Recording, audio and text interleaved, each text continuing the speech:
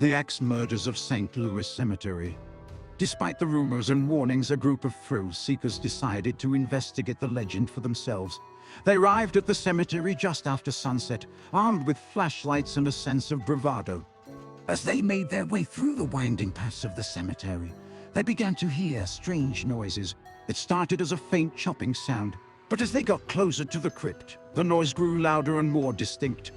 They approached the crypt cautiously, peering inside with their flashlights, and that's when they saw it, the ghostly figure of a man, wielding an axe and covered in blood, standing in the center of the room. The group was frozen in fear, unable to move as the figure approached them. But it got closer. They realized that it wasn't a ghost at all, but a man wearing a white sheet and a grotesque mask. The man began to chase them through the cemetery, wielding his axe and cackling with glee. They ran through the maze of graves, trying to escape the madman's grasp, but he was relentless. Finally, they stumbled upon a group of police officers who were patrolling the area. They told them about the man in the mask, but when the officers investigated, they found no sign of him. The thrill-seekers were dismissed as overactive imaginations, but they knew what they had seen, and every time they returned to St. Louis Cemetery, they could still hear the sound of an axe chopping into flesh, and the moans of the victims as they suffer their gruesome fate.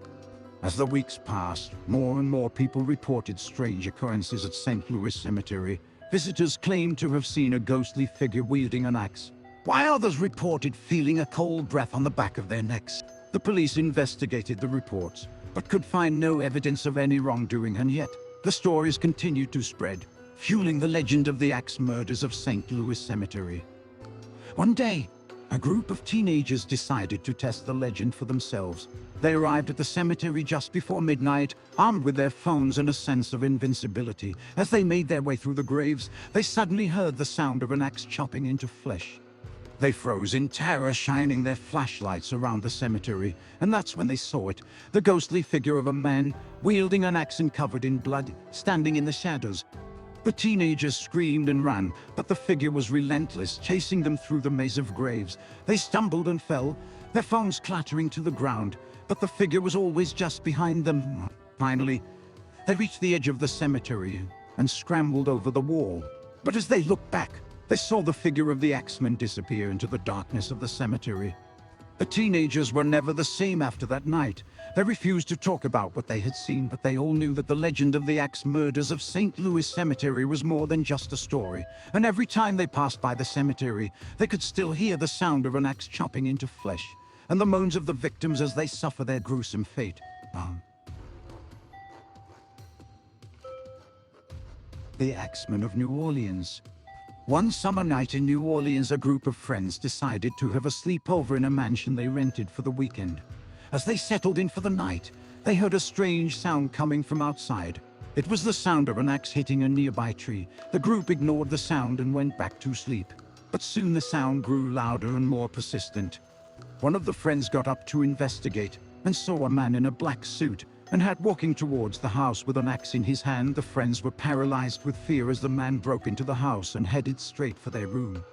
The friends tried to escape, but the doors were all locked from the outside. The axeman had set a trap for them. As the man approached with his weapon, the friends screamed and begged for their lives, but the axeman only smiled and said, "I'm the axeman. I shall pass through New Orleans this night in an..." The friends were never seen again. The police investigated the mansion, but found no trace of the axeman or the missing friends to this day. Some say that if you listen closely, on a quiet summer night in New Orleans, you can still hear the sound of an axe hitting a tree, and the faint echoes of terrified screams. And some say that the axeman still roams the streets of New Orleans searching for new victims to add to his collection. Deep in the bayous of Louisiana, a family had been living in isolation for generations. They were rumored to be descendants of the infamous Axeman of New Orleans. No one had ever seen them or heard from them, until one day, a group of young tourists decided to explore the remote swampland. As they paddled deeper into the bayou, the tourists came across an old, dilapidated shack. They could hear strange noises coming from inside, so they decided to investigate. The door creaked open and they found themselves face to face with the descendants of the Axeman. The family was terrifying to behold. With twisted limbs and grotesque features, they spoke in hushed whispers, warning the tourists to leave immediately. But it was too late. as the Axeman's descendants had already begun to surround them. The tourists tried to run, but the swamp was treacherous and the family was too fast. One by one they were caught and taken back to the shack. The family had decided to make them their newest members, so they began to perform strange rituals on the captives, using the same axe that the Axeman had used all those years ago. The days turned into weeks, and the tourists were slowly becoming like the family. They too had twisted limbs and grotesque features, but one of them, a young woman, managed to break free from the shack and run for her life. She ran through the bayou, with the Axeman's descendants in hot pursuit. Just as she was about to give up hope, she stumbled upon a group of fishermen who had heard her screams. They took her back to civilization and called the police. The woman told her story, but no one believed her to this day. She still sees the twisted faces of the Axeman's descendants in her nightmares, and she knows that they're still out there, waiting for their next victim. The Axeman's legacy.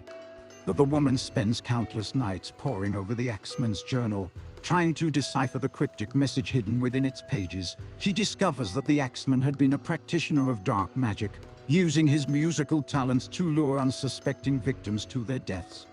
As the woman delves deeper into the journal, she starts to feel a malevolent presence in the house. Doors slam shut on their own and objects move without explanation. The woman realizes that the Axeman's ghost has taken up residence in the house and is using her as a conduit for his evil deeds. Desperate to rid herself of the Axeman's presence, the woman enlists the help of a local medium. Together they attempt to communicate with the Axeman's ghost, hoping to convince him to move on to the afterlife. But their efforts only seem to make things worse. One night, the woman wakes up to find herself standing at the foot of her bed. Holding an axe, she has no memory of how she got there, but she knows that the Axeman is controlling her body. She tries to fight the Axeman's control, but it's too strong. The Axeman forces the woman to leave the house, and they wander the streets of New Orleans together. Searching for a new victim, the woman is horrified by what she's become, and knows that the Axeman's legacy will continue to live on through her. In a moment of clarity, the woman remembers a passage from the Axeman's journal that might hold the key to breaking his hold over her.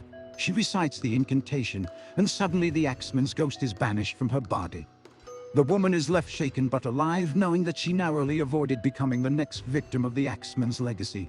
But she also knows that the ghost of the Axeman still wanders the streets of New Orleans looking for a new host to continue his twisted legacy. And she wonders if she'll ever be truly free from his influence. As she turns to leave the room, the woman hears a creaking sound behind her. She whirls around and sees that the axe has vanished from the floor.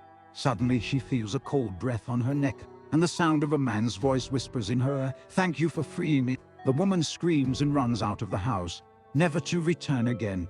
But she can't shake the feeling that the Axeman's ghost is still out there, waiting for his next victim to continue his bloody legacy.